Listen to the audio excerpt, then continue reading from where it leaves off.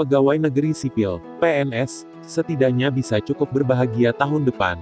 Pemerintah sudah menyiapkan vitamin agar kantong PNS tidak kering. Hal ini tertuang dalam APBN tahun 2022, yang baru saja disahkan oleh DPR RI. Di antaranya adalah tunjangan hari raya, THR, dan juga gaji ke-13 yang tak pernah absen diberikan, bahkan saat keuangan negara mengalami gonjang-ganjing akibat pandemi COVID-19. Pemberian THR dan gaji ke-13 diharapkan dapat membantu konsumsi para abdi negara, sehingga berdampak bagi pertumbuhan ekonomi terutama untuk konsumsi rumah tangga. Namun, untuk besaran kedua booster tersebut, tentu tidak akan sama seperti sebelum terjadi pandemi COVID. Apalagi keuangan negara masih tersendat akibat pandemi yang tak kunjung usai. Direktur Jenderal Anggaran Kementerian Keuangan, Isa Rahmatarwata mengatakan, skema pemberian THR dan gaji ke-13 tahun depan tersebut sama dengan tahun ini. Di dalam RAPBN tahun 2022, kebijakan untuk THR dan gaji 13 saat ini sama dengan tahun 2021, ujarnya kepada media online.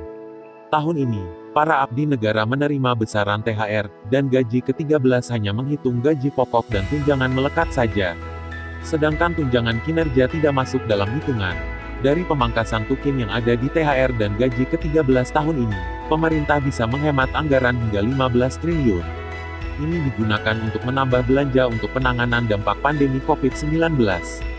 Lanjutnya, bahkan program-program yang tidak prioritas masih akan tetap ditunda di tahun depan.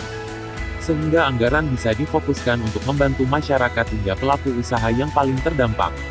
Kita masih harus mengantisipasi masalah kesehatan terkait COVID-19. Selama masih ditetapkan sebagai pandemi, pendanaan kegiatan-kegiatan untuk mengatasinya banyak harus disiapkan negara. Begitu juga kebutuhan pendanaan untuk mengatasi permasalahan sosial ekonomi yang ditimbulkannya, tegas Isa. Bagaimana dengan kenaikan gaji PNS? Menteri Pendayagunaan Aparatur Negara dan Reformasi Birokrasi, PAN-RB, Cahyokumolo menegaskan, dirinya belum bisa berkomentar lebih jauh terkait dengan hal ini. Pasalnya, saat ini kondisi keuangan negara masih dikonsentrasikan untuk pembangunan infrastruktur kesehatan dan layanan sosial akibat dampak pandemi COVID-19. Belum bisa komentar, ini pandemi COVID yang menjadi prioritas, ujarnya.